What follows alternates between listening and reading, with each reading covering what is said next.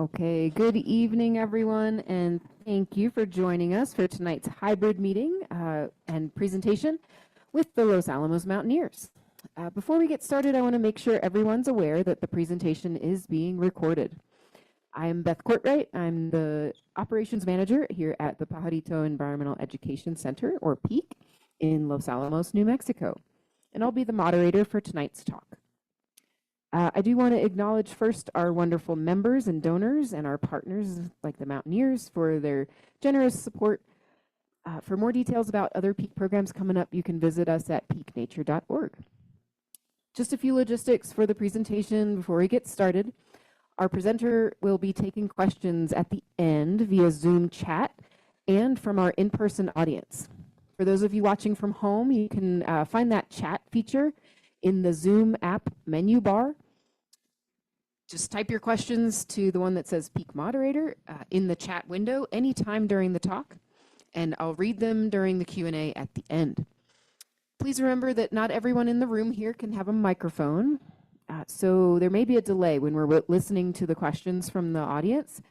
Don't worry, we'll be back on in a second, and we will repeat the question for everyone to hear. After the talk, you'll get a short evaluation, a little survey in your email. Please do take a moment to fill that out. Your input really helps us to improve our future programs. All right, now over to Evan to start the Mountaineers. Thank you, Beth. I'm Evan Rose. I'm the current president of the club.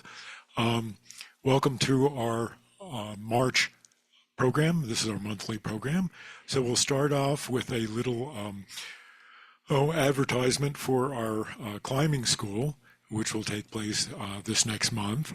And then we'll move on to a report of our trips, and then we'll get to the presentation. Okay, Tony? Hi, I'm Tony Taylor. I'm the coordinator for the climbing school this year. It's actually in its third year. The summary is up there. It is actually run by a commercial outfit, professional outfit, Mountain Skills, Rock Climbing Adventures. It will start April 26th and go through May 17th, and either at TP, Tres Piedras, or some crags near Taos. The reason we're starting a little later this year is because in the past we've had weather issues, so we're hoping we won't have weather and snow issues this year. It's $6.50 per student, and you need to sign up online. We have 9 students signed up already, although not all of them have paid. So if you're one of those that signed up but not paid, please send in your payment. We also have 3 scholarships, and we do have applications open for those online. We'd like to get more people applying there. So if you know someone who might want to join the climbing school but can't afford it, have them apply for the scholarship. It's just a very simple one-page application. We'd like to have people sign up by April 1st, but we probably will extend the deadline a little bit more. The course schedule is up there for 4 days. Really, you learn how to belay, you learn how to climb, you learn how to basically set gear, you learn how to be lowered, you learn how to clean. And I think it's really a very positive experience. People who have done it in the past have been very enthusiastic about the class. So that's all I have, unless I have any questions. Yes. How young? Yes, the question is how young or how old do you need to be? So if without an adult present, you need to be 18. We will take people who are 16 and 17 if there's an adult present. Their parents, one of their parents, they don't have to sign up for the course, the parent, if they don't want to. But in the past, we have had, parent daughter, and I think this year we have a parent son signed up. Okay. Thanks, Tony. Okay, I'm Sylvie Adam, the trip coordinator this year, and I will review the trips we've had in March. Then Creveling took a few people to do rappel at the Pajarito Gorge in White Rock. Looked like a nice day. That picture.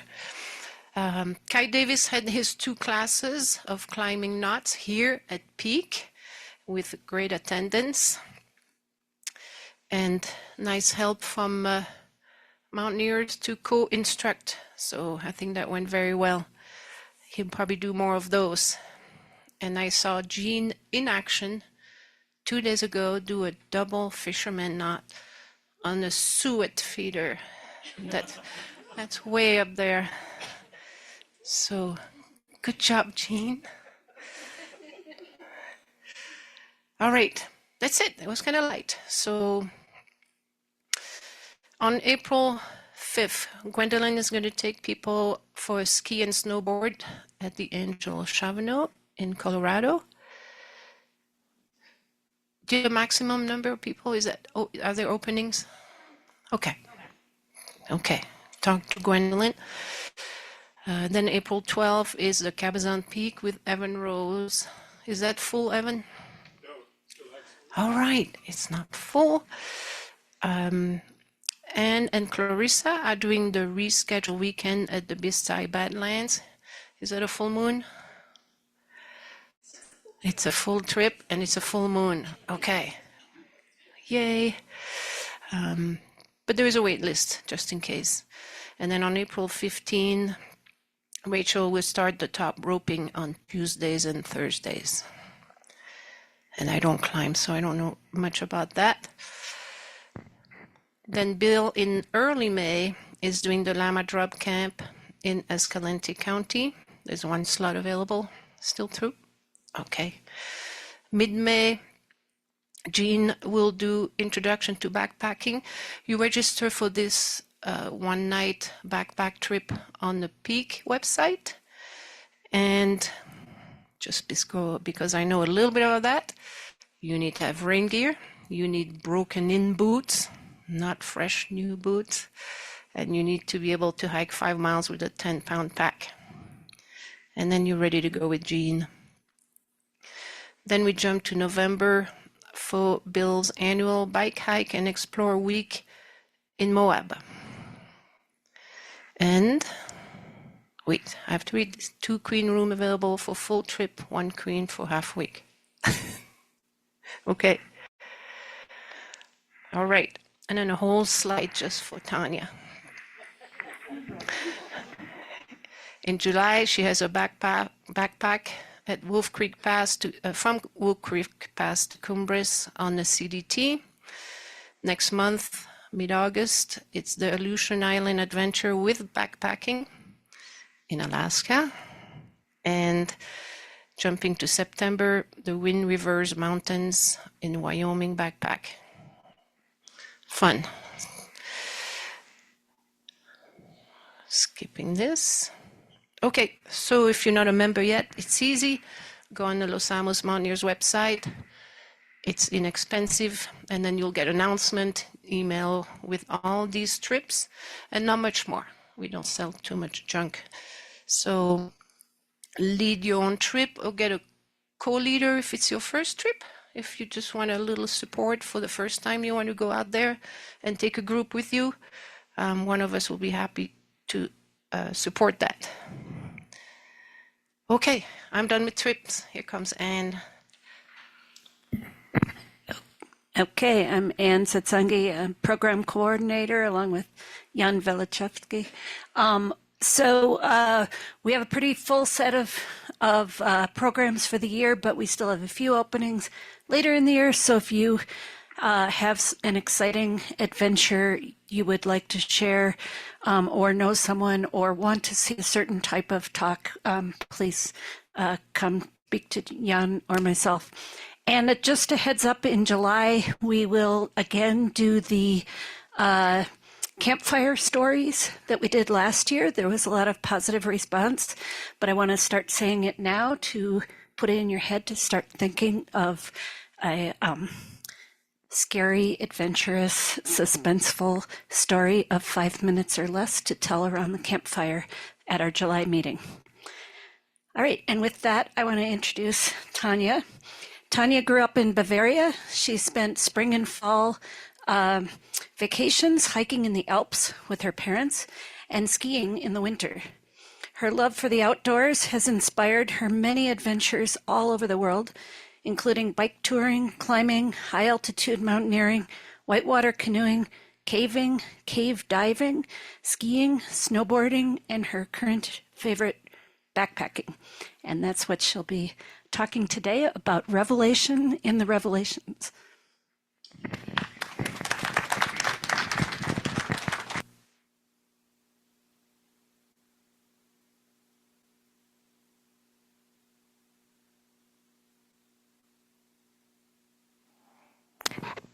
There we go. Okay, thank you for the nice introduction, Anne. I wanted to point out, so my trip partners were Olivia Lee. She can't be here tonight because she's out traveling in a very exotic place. And then I hope Kate Willard from Vermont and Raz Rasmussen from California. I think they're both on the Zoom, but of course they can't contribute, at least in words. I can pitch in. Okay, so let's get started. So first of all, I guess I should have started probably where we actually went, but let's do that later. So we flew into Anchorage. Let me just get this here on the map. So Anchorage right here at the Cook Inlet, and spent the night at an Airbnb. I went on frequent flyer miles, and it took me a really long time to get there with multiple 6-hour layovers, but we all made it. We gathered at this Airbnb, spent the night there, and then Ubered to Birchwood, which is up here, kind of at the end of the, this is the Nick Arm, I think, yes, exactly, and stayed in an Airbnb. And then the waiting began. We had the same thing 2 years ago at the Brooks Range. We had to wait essentially for our pilot. We had absolutely glorious weather. It was blue sky, beautiful, not a cloud in the sky, very unusual for Alaska. It would have been perfect flying weather, and our pilot was tinkering with the airplane. So it took us a while, but finally it worked out and we left. So I mentioned already the team members, and then very importantly, we brought a tarp this time, which we didn't bring to the Brooks Range. And it's kind of the umbrella. When you have it, you actually don't need it quite as badly, but it did come in quite handy. So the revelations, where actually are they? If you look at this map here of Alaska, you see the beginning of the Aleutian chain. Down here is the Panhandle. You see Anchorage here in the red circle. And then kind of in this horseshoe shape is the so-called the Great Alaska Range. Denali is kind of in the middle, very well known. And then the revelations are really the westernmost edge of the Great Alaska Range. They're not as tall. They're about to 10,000 feet, but they get essentially full exposure to the winds coming in from the west and to the weather from there. And well, Alaska in general doesn't have the greatest weather. And then just for comparison, 2 years ago we went to the Brooks Range, so that's quite a bit further north. So this time we actually had trees, as you will see. And I sat down with a topo map and simply plotted a route. That was the planned route, because there's absolutely nothing out there, obviously. You can only get in by bush plane. And so this looked really nice on paper, and I was looking for, a combination of wider valleys and narrow valleys, looked for good water sources to camp at. So the plan was we start here. Essentially, all these black dots were the planned camps. And again, that was a lesson learned from the Brooks Range. When you go totally in remote areas cross country, you never know what to expect. It takes you a lot longer to cover distance. And we had in the Brooks Range, we had planned for 8 miles a day, and we were scrambling to make that. And we fell back behind already on day one, and it was a little, felt like, oh my God, we're not going to make it. We're not going to make it. We had to reach our shuttle. So this time I only planned 6 miles, figuring, doesn't matter wherever we are. We haven't seen any of this, so we can just as well do, if we get to camp early, we just do an excursion and explore the area around us. And then our pilot was supposed to pick us up down here. So again, I picked an area, a wide valley where he could land a plane. I discussed the route with him over the phone and said, yeah, looks reasonable. I think that's doable. And then he actually flew it for us because he was worried about one of the passes. And then he reported back, yeah, the pass looks doable, so we should all be good. But he kept bringing up the rivers. And I said, well, I'm not so sure about the rivers. And I said, we'll be fine. Okay, anyway, so let's get to the picture. So this was our Uber. It was an absolutely, what is this game called where you try to Tetris kind of game to get all the baggage in, but we had a very nice driver. So we were having a good time there, and then we encountered our first bear in our Airbnb, which I just found absolutely adorable. So from there on, then this you can see the beautiful blue sky that day. So finally, sometime in the afternoon, I think we were supposed to leave at 9. Rob showed up and the plane was ready to go. And you can see here's Olivia, she helps him load. Kate is skeptically looking on, and Raz is having a good time as usual. And then here we are in the plane and all excited to finally leave the ground and get going. So on the way in, I think it's about a 2-hour, 50-minute or so flight. So it's quite a distance. Oh, excuse me, 1 hour and 50 minutes. It's quite some distance. But our pilot essentially flew the route that you had seen on the previous map. He flew it backwards because he wanted to point out, kind of what to expect, which was very nice. And both Kate and I, we admitted to each other, we got the butterflies right there because the terrain looked incredibly difficult. Very, very steep hillsides. Everything is loose crap, essentially. There seem to be, I don't know even how these mountains hold together. They're just joss piles. And then you get glaciers in between, obviously mountain weather, giant braided rivers. So it looked extremely challenging. I was like, oh my God, I hope we're not in over our heads. But once you're on the ground, here we're just landing, it's not quite as bad. So I should perhaps say that Rob is a hunting guide. He has a hunting camp out there. He bought the land, I think in the 1970s. He got kind of a deal. It was the Land Disposal Act by the state of Alaska, where you could buy, I think it was 40 acres or so for, by today's standards, an absolute pittance, right? Absolutely cheap. And so he got this land and built this camp there, which is quite nice. And he learned to fly. His father taught him when he was a kid. So he's been flying all his life. He spends a lot more hours in an airplane than in a car. And he's, I think, a lot better at flying than at driving. So in any event, so this is a lodge. So we arrived there at night. And again, that he has a little dirt runway that he built. So he could plane. We flew in on a Cessna. It's a 1,400-foot runway that he has. And we were fully loaded with the 4 passengers plus our backpacks. And the runway was essentially long enough to accommodate that. But we just kind of got geared up. He had flown in the bear spray for us and the camping fuel. There's certain fuel that you can bring in, or that he had a license as long as he doesn't carry commercial passengers. He could put this fuel on the plane, so he took care of all of that for us. And we are essentially geared up in rain gear and are excited to head out. And we hit the end of the runway, and from then on, it got kind of difficult. So at first, there was an area that he had cleared off of the tall trees. It was still brushy, but no tall trees. And then we were essentially in the thick brush from there. And he had pointed out to us that you can actually see on this picture here in the background, you see a little bit the lake. That's where his lodge is, and here's a big river. It's actually called the Big River. And he had pointed out to us that there's this kind of this elevated ridge, where it's easier to move. But you can see behind us here, here we are in lower brush, so pretty easy. But everything behind us is essentially up to your knees. You're in brush. You can never see the ground because the vegetation is so thick. So moving through this stuff is extremely tiring. And so we reached this clearer ridge and then found a nice open spot where we set up camp.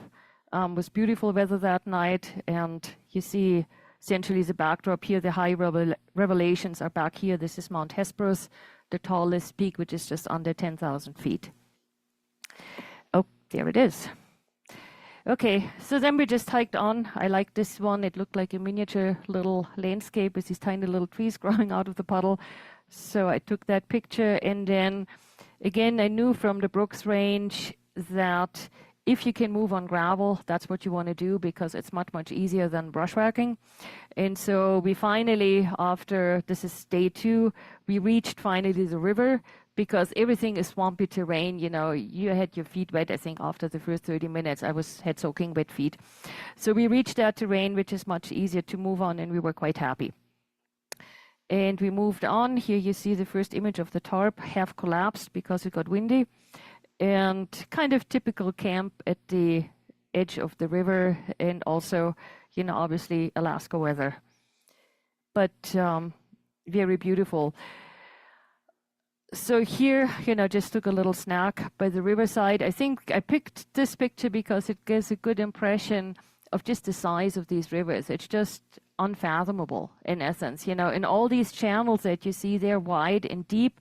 The water is, you know, full of silt from the glaciers, so you can't see the bottom. So crossing those is actually quite challenging and difficult. And so we tried to stay as long as we could, move along the gravel bars. You know, occasionally you get essentially shut out by a channel of the river, so you try to cross that and find your way through the scenery. Certainly much easier than if you look at the shore here, pretty steep bank, and then again very, very thick brush to get through. So here's where it starts to get interesting. This is kind of looking backwards. You see a side stream coming in from the mountains, which is not, essentially, is not full of silt from the glaciers. So you see the nice blue water, and where the two, essentially the clear water and the murky water mix up. So this is, again, this is looking back towards, sorry about that, where we came from. And we had crossed that little sidearm that you saw and then moved on. And essentially the direction, I don't want to do too much here because I keep moving this, in this direction, that was where we needed to go. So we were now away from the big river in one of the side valleys. And as we reached the edge of this little sandbar that we were sitting on, we realized the channel that you see behind us, we couldn't cross. It was too deep and too swift, the water. And then the other option was the brush. And if you look in the background, you see that this brush continues for miles and miles and miles. And that was probably the low point. That was day 3 that we reached, because we just recognized it was probably not possible, the route that we wanted to do. Or it would have just been utmost misery. And then, of course, moving in the brush, you always have to consider there's moose out there, there's bears out there. When you're hidden in it and the brush is extremely thick there, you know, you can see a few feet. So it's easy to essentially surprise an animal, and that's the last thing that you want to do. So we were all pretty depressed at this point, and even though it was raining, I said, you know what, let's just build a fire. So we did the impossible and built a fire out of wet wood. Somehow we got the thing started. Raz almost blew himself up in the process by using the camp stove as a torch. But it was a fun thing to do. It lifted our spirits, and we essentially kind of tried to figure out, okay, so what are we going to do? And ultimately, we decided none of us wanted to do the bushwhack. And in essence, you know, it's a route on paper. It's a blue line on paper. If we do that, if we hike elsewhere, it really doesn't matter. Nobody had been there before. We didn't know the countryside, so it really didn't matter what we would explore. And so we decided, okay, let's just head back and see if we can go follow the main valley and get to Mount Hesperus and explore these two side valleys. There's essentially two valleys around it with glaciers, and that looked like really interesting terrain. So we made this decision by that fire, and then we turned around, and again we had to cross this kind of bluish colored stream that you saw on the previous picture. That's Kate and Raz there crossing, and you can see the water is only actually to the knees, but the flow is so strong it goes up to your thighs, and you can barely withstand that pressure. So there's absolutely, to me, that was the upper limit that I would dare cross. And of course the water is very cold. We tried to do it safely, so we crossed in pairs, but it took you probably 10, 15 minutes to get across this way. And it was pretty clear that these rivers are formidable. And also what I should mention, this river that we are crossing here isn't even marked on the map. So it is too piddly, essentially, to even make it worthwhile to have a blue line on the map. And it was essentially the limit of where we felt it was safe for us to cross, because we are in the middle of nowhere, obviously. And then that was another consideration, knowing that, well, maybe we would have been able to cross the next channel, but then what? Right? You could always get into a situation where you can't move forward, and then perhaps the weather is changing and moving back is the other direction. So the level of the rivers there rises a lot, actually. There's a lot of fluctuation.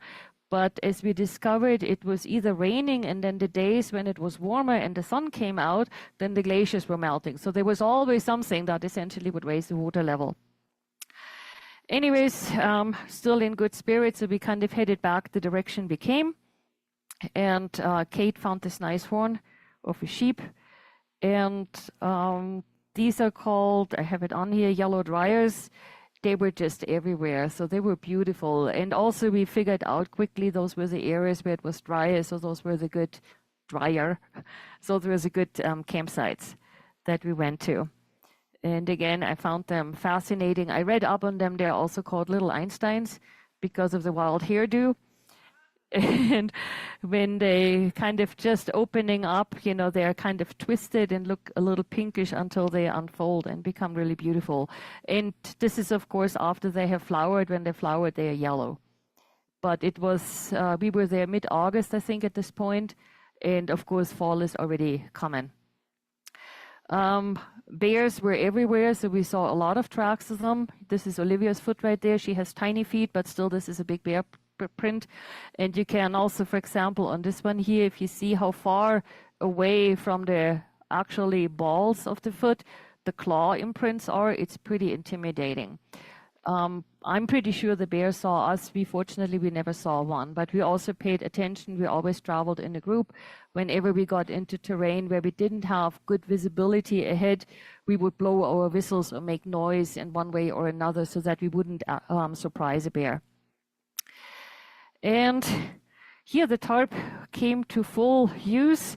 You see it there, Raz set it up really nicely right in the brush, so we used that to kind of tie it off. And that turned out to be wonderful to have because, you know, hiking in the rain and rain gear is not a big deal. Setting up camp is okay. But then, you know, if it's always raining and then you're eating dinner in the rain and you're cooking in the rain, it kind of gets old after a while. So it's just nice to have a dry little spot. It also turned out that just from running the camp stoves, it was actually nice and warm there because the heat reflected off it. And so we were very happy with our tarp. And there you see us sitting under it with a traditional camp footwear, plastic bags and sandals, and sit essentially in the dry as we are enjoying our dinner. So I don't remember whether this was exactly the next day or whether there's another day in between. Suddenly, you know, it cleared. We had absolutely gorgeous weather. But you can also see perhaps that there's a lot more snow on the mountains now. So anything that's coming down as rain is already snow up there. And then we got a real treat, which was an air show. So we were sitting there, we had on a lunch break, you know, just enjoying the scenery, and this thunderous roar comes out of the sky. And so finally, these two fighter jets fly by. So I looked them up, they're F-16s. And later on, we learned that they come from the Air Force Base in Albuquerque, and they like to fly out into the Revelations because they're far enough away from their bosses that they can't track them anymore. And so they're just having fun out there. And so they did the thing. You know, Mount Hesperus is this huge mountain, as you saw before. It has essentially these two valleys that go around it. So they would, you know, fly in together, kind of follow each other, and then they would split up, and each one would take one of the valleys, and then they would come back together. So it was quite a treat. And the last thing I expected to see. So it was fun. Okay, and again here, beautiful weather. So in the end, it turned out that we were moving around within a few square miles, and we always got essentially cut off by rivers that we couldn't cross anymore. So after, I think on day 6, it was after 5 nights, on the 6th day, I think we knew every square inch of what was hikeable in this area, and couldn't reach Mount Hesperus. That was clear because we couldn't reach, you couldn't cross one of these channels. Actually, here's a good image of it. This is what we would have to cross to get over there, and it was just not possible. I mean, that's probably a mile wide or so, and it's deep water and it's very cold water. And doesn't look as wild here, but it's very swift. Okay, more bear prints. And again, this is one of our camps, absolutely lovely. I think this was our last night out. And I should mention we had an inReach with us, and our pilot essentially used that like we use a cell phone, because it's the only way of communication there. And here's another hunting camp actually in a different area that we flew over, and his sister was there running it, and so he was constantly in communication. And so we stayed in communication with him during the time we were out there. And I had this idea, well, he could just pick us up, because now we had explored this area, and just drop us off elsewhere. And we had, when we were still at the lodge, we looked at the map at the pickup point, and he kept talking about that there was an old runway there, and he called it Boys Camp. And so we kept texting him, oh, maybe you could pick us up and fly us over to Boys Camp. And later on, we realized that he didn't understand our fascination with boys camps, because the little detail that he hadn't shared was that the runway had eroded, and it was essentially he couldn't land there, or he didn't know whether he could land there. But so the funny thing is, this one day we suddenly hear an airplane in the sky. And of course, because we were using a GPS to communicate with him, he knew exactly where we were. So he just came flying by to talk to us, since we couldn't really communicate that well via the inReach. So he comes in with his little cup that he can land essentially on 50 feet of gravel. So it's quite impressive. And we had a little chat with him, and then he flew off. And he was on his way to pick up some neighbors who were like in some other valley, and they needed a flight out. And of course, the people out there, they're very dispersed, but they all know each other. They also, I thought that was interesting, the key of these few cabins that are out there, the key is always on the front door. They lock it because the bears know how to open the doorknobs. But if people are out there and they need shelter, it's totally normal. You just take the key and walk in, and you make yourself at home. And this one day we got there, and there was a couple sitting in there. They had turned on the generator and had made themselves some tea and had it really comfy, and we're just waiting for Rob to fly them out. And then, of course, our favorite pastime was picking blueberries, because they were absolutely amazing there. And here you see all of us emergency stop and eat blueberries on the way. In the background, I'll point that out because we'll see it again later. So now we decided at this point, we had, as I said, pretty much explored every spot that we could go to, and we were kind of closed in by these rivers. So we decided to go back to the lodge and kind of regroup there, and then perhaps start a different backpack in another direction. And so you see the ridge in the back here where this big landslide was. That's pretty much exactly the location where his lodge is. So we are on the way out there and arrived there. This is from his porch. This is this lake that you saw earlier, dried out all our stuff. And I thought initially it would be a luxury if we camped on the porch, because we would be out of the rain. It's nice and flat, it's dry. And Olivia was kind of pointing, well, how about going inside? So we let ourselves in, and then so we texted him and said, hey, it was really bad weather the night we arrived. It was just pouring. And he said, is it okay if we just stay there? And he said, oh yeah, sure, make yourselves at home. So very friendly to us. So we spent one night there, and then we hiked up the ridge that I just pointed out on the previous slide, because we wanted to look over into the neighboring valley. We had also again communicated with him, and they said, you could try to get over there, cross this next creek and then cross the next river, and then there's another runway strip from one of his neighbors, and he could pick us up there. And so we just wanted to scope out the territory, so we hiked up this ridge, and it turned out it had this lovely dry low grass which was super easy to hike on. And again, you see the same scenery around us. We're just hiking around, and unfortunately this doesn't come out that great. Ate again a lot of blueberries.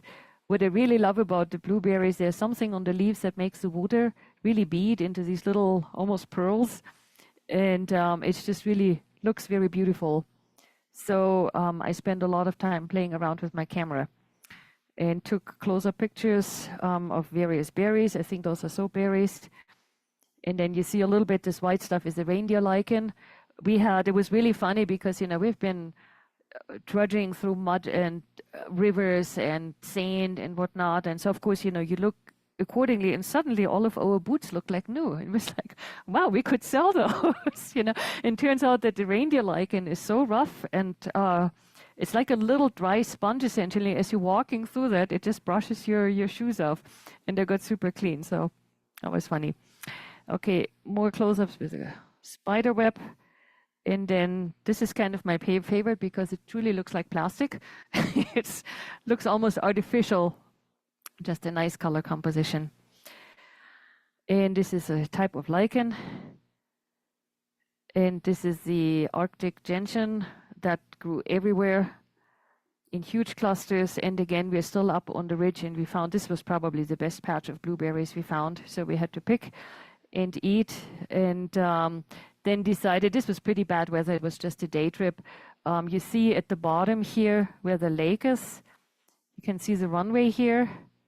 And then there's like the buildings from his little compound. And then essentially between the lake and the river, there's this ridge here. We went over there eventually, but everything else is essentially a swamp, extremely boggy and wet. So we come back down and we see another plane, which wasn't Rob's plane. I thought, oh, this is really interesting. And then we found ATV tracks. And so we followed the ATV tracks and found then one of the pilots who works for Rob, who had meanwhile flown in, and we hadn't heard him. And this is actually, in hindsight, really funny, because the first question he asked us is, well, did you guys bring a pack raft? And it's like, well, we were wishing for the last 6 days that we had a pack raft so we could actually cross the rivers. And right before the trip, just a week before, Tim, Rick, and I, we had all ordered a do-it-yourself pack raft kit, and I knew it was in the mail, and we could have really used a pack raft. So it was funny, but of course, he knows the area, so he knows how treacherous those rivers are. Okay, so from then on, it became less adventurous, and I kept thinking about my God, what's his name? The author, Krakauer, thank you, yeah. So here's Into the Wild, right, about the guy who camps out and finally starves, and then Into Thin Air is the Everest episode. So I figured our story would be called Into the Lodge, because from here on, it just got really cushy. And we, again, went back after this day excursion into the lodge and hung out there in the nice and dry. And then, so this is just a screenshot from our communications with him. So he says, make yourself at home. It's fine for us to stay there. And Raz says, oh, we had a great day hike. And then he said, I have a minor mechanical issue with the 206, just keep hiking. And we laughed a lot, but he probably has absolutely no idea. We probably spent an hour speculating what he could meant exactly by this. How minor the issue was. Does he mean just enjoy the hike? Or, oh my God, it's really a major issue. Keep hiking, keep yourself entertained. Because at that point we had said, we have essentially explored more or less what we can. So whenever, you can just come and pick us up. So it was, this minor mechanical issue turned out to be a major issue, and he had to eventually exchange the entire nose wheel on his plane, but he does everything himself. And then, of course, it was a Friday, I believe, and then he couldn't get the parts until Monday. So we knew we were kind of stuck in a sense. But again, an absolutely gorgeous spot to stay. So we then found out from John that there's a canoe and that there's fishing rods. So Kate is giving the canoe a try. And then we finally loaded all 4 of us up, and we were just barely above the waterline, but we made it across the lake. And then again, you see in the background, so we're on the other side of the lake. Here is the compound. And we took the fishing rods with us, didn't catch anything, but had fun doing it, went hiking, and then, oh yeah, we picked blueberries. So that became a pastime every day. I was telling And earlier, no, Beth, I ate so many blueberries this trip that when I came home, my teeth got overly sensitized from all the acid. It took like about 2 weeks or so for my tooth enamel to recover because I had essentially started to etch it away with all the blueberries. And it also turned out that our host, or Rob, is a absolutely passionate cribbage player. I didn't even know about this game, but Kate knew it, and so she taught us to play cribbage. So we did that, and then we experimented with blueberry recipes, and we had a lot of fun doing that. And come up with a plan. So now this is the next day. I think the weather is turning nice. That's Olivia there. Again, a nice little cozy lodge. So the weather cleared up, and I thought, hey, the ridge was really, really beautiful. There is no water up there, but for a single night, we can just carry the water up and just camp out there. So that's what we ended up doing. This is a sunset picture here where I had cleared a little bit. Again, beautiful views of Mount Hesperus. This is just outside the porch, and that's where we always hung the GPS because we couldn't get reception inside the lodge, so we had to put it outside, and it also was great drying rack for our underwear. And then what became our daily hike was a hike along the runway, and we did laps on the runway when the weather was too crappy to do anything else, just to go out and do something. And it seems silly, but we actually had, I haven't laughed as much as on this trip in a really, really long time. We just had a really fun time together and enjoyed our days and made the best out of a situation. So this is now, the weather is nice, so we decided to do another backpack. So we headed up the ridge. There was tons of monkshood. So I took a kind of kitschy picture, but it's pretty. And at that point, Raz decided to stay a little lower. So he's somewhere down here, and we started climbing up. And then, so Kate, Olivia, and I, so we climbed higher and higher and then made it to the top of the peak. It's actually a 2,000-foot climb from the bottom.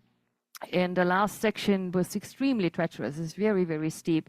So if you had lost your footing, you would have been toast.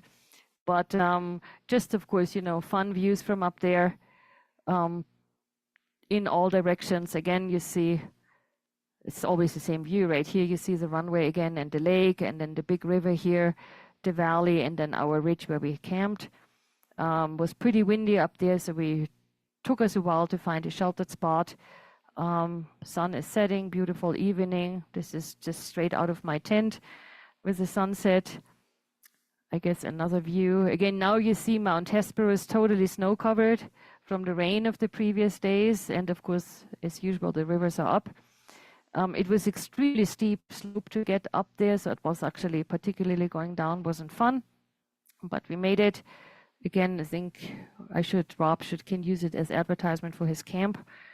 This is John's plane sitting there, and that's essentially when we're then ready to head out. We spent, I think, another 5 or 6 nights at the lodge until he was able to fly us out. But now the runway wasn't long enough to actually take off with all 4 of us.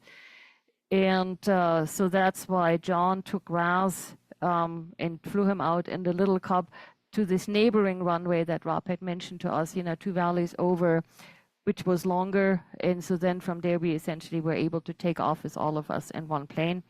And we flew back out. This is Raz getting ready on John's plane. And again, this is the famous ridge that we got to know really well. This is a little peak that we climbed that you saw the previous picture, and then the runway that we did many, many laps on.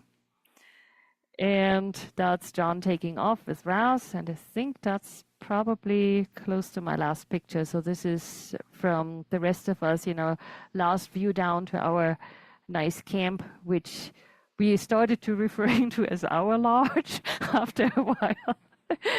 Because we felt quite at home. This is tracks from Olivia that she took. So you see essentially where we started out. This was supposedly camp number 2, right? Camp number 1 right here. We camped about in that area, camp number 2. And then this is the river. The valley is marked, but the river is marked. That's the one that we crossed. And then essentially we would have continued here. And that's where we then couldn't cross that channel anymore and decided not to do the bushwhack. So we spent a lot of time in a few square miles, but we had actually an outstanding time doing that. Okay, so of course I had to come up with some reason for why I chose that title. So what's the biggest revelation to me? That if Alaska had nice weather, it would be as crowded as California, because to me it's probably the most beautiful state that's out there. And I just love to be in absolutely remote areas, totally untouched by people. Okay, well, we have, of course, this little camp there, but where there is just, no infrastructure at all. No roads, no trails, no fences, no whatever, no fields, no nothing. And then the other one, probably only Raz and Kate will appreciate it. This became the running joke at it, and it started out on this flight in because Rob was trying to take us along the route, but the weather wasn't that great. And so we had to cross some of these passes, and the clouds were really low, and the mountains are really high, and you see these tiny little gaps. And of course, they don't do instrument flight, whereas there's nothing out there, they fly by sight. And so he's like, oh, I think I can squeeze through there. And it's like, well, I'm sitting in an airplane. Squeeze is not the word I want to hear. And so it became a lot about squeezing on this trip. And again, I guess the main thing is just keep hiking no matter what happens. It's always good. And thanks to Rob, he was awesome. He is a very, very accomplished and well-known pilot. I think he has a reputation as probably being the best bush pilot out in Alaska. And the fact that he has been doing it for over 30 years and is actually still alive speaks for that. They do crash a lot. It's not talked about much, but they do crash a lot. And he is still going strong and never charges a penny for staying in his lodge.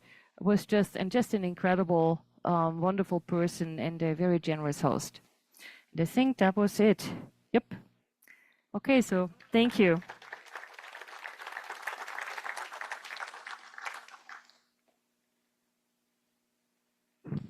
Okay, should we start with any questions from the room? Right over here, Ed. How did your boots and socks do? Wonderful question. So the question is, how did the boots and socks do? Because people who listened to our Brooks Range adventure knew that it was all about having wet feet all the time. It was kind of similar, actually. I did better than last time. I was better prepared on how to handle it and how to deal with it, but it's almost unavoidable. They just get wet. It didn't feel quite as wet because we hiked a lot on the gravel, which of course is drier, but you have to cross these channels, and it's just too cold. You can't cross them barefoot. We could have maybe taken the socks off. So it was wet, but more manageable, I would say, than the last trip. So we learned a little bit. Robin? Sorry.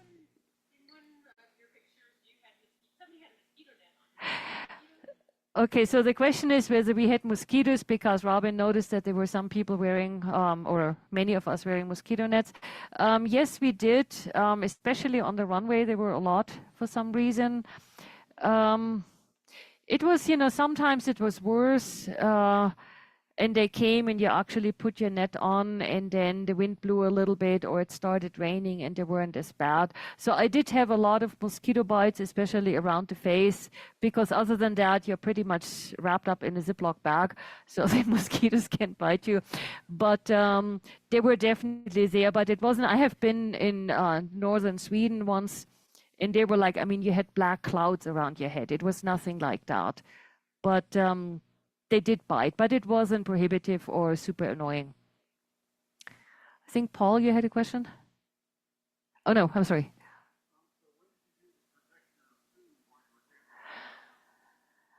Yes, so we did have, we had Ursacks with us. So we did store our food away from camp, put it in an Ursack. There is, you saw some trees, but we were mostly in brush.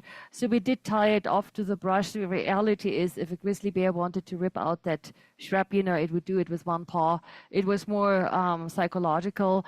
But I think the key is we always ate pretty far away from where our tents were, and we stored our food yet in another location, both far from where we ate and far from where we slept. And so we were okay. So our food was never attacked. And, you know, we had these so-called odor-proof bags inside the earth sacks.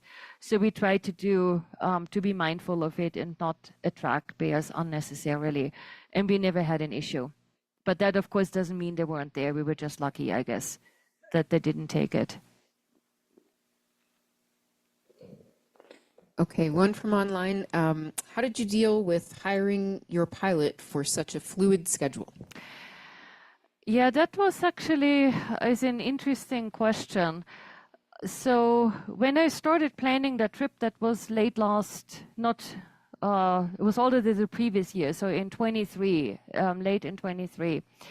And as I said, I like remote areas, so as cheesy as it sounds, I went online and Googled what are the remotest places in the US or in northern, in America and Canada. And so the first place that came up was in Labrador. There is a national park, but you're only allowed in there when you hire an Inuit guide with a rifle who takes care of the polar bears. And it's like, nope, I don't think I need that. So I was aware of the revelations that they existed, but they actually did come up. One of the other places that came up is like in northeast Nevada. There's a little corner which is apparently as far away from roads as you can be in the lower 48. So then I started reading up about the revelations, and so I searched online for bush pilot, and so I kept coming across this name of Rob Jones, and I reached out to him and then started to talk to him on the phone. And he was just like, you know, the nicest person, very responsive, very easy to talk to.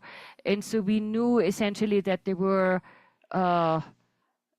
you know, it wouldn't run like clockwork, let's say. So I had built contingency days into the plan also for the pickup if we had actually finished our route, you know, in case if for weather we couldn't have made it, or he couldn't fly, which of course is also an option.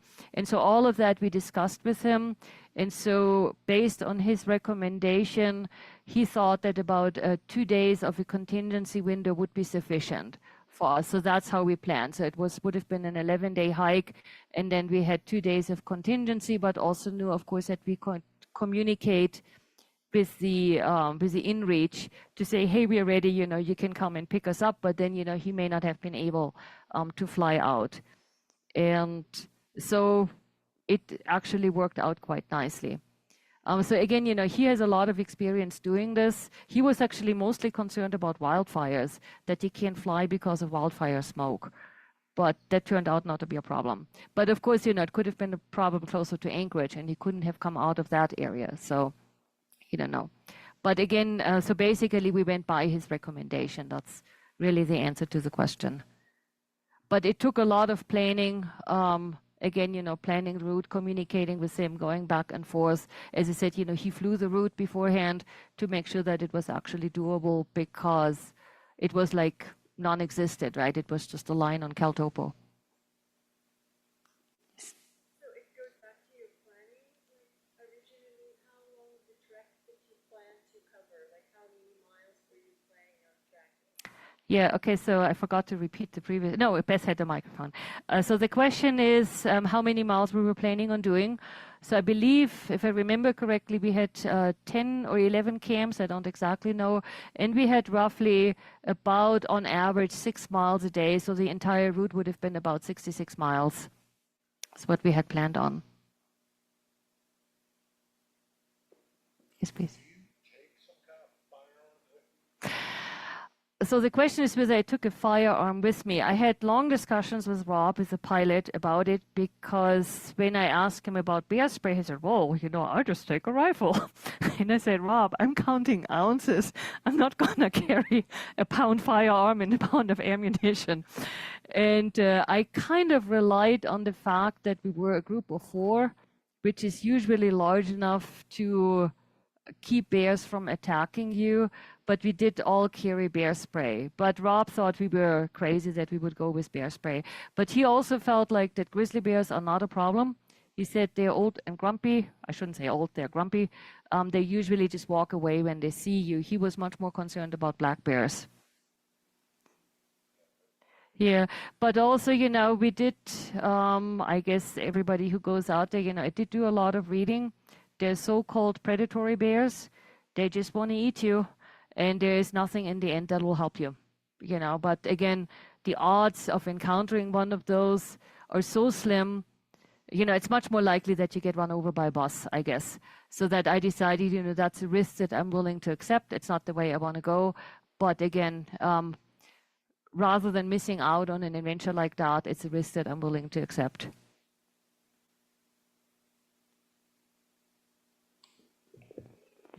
Okay, I'll keep watching for hands in the room and chats on Zoom. Oh, that rhymes. But if those are all the questions from viewers, thank you again, Tanja, for sharing your revelations with us tonight. What an amazing trip. Thank you. Thanks for having me.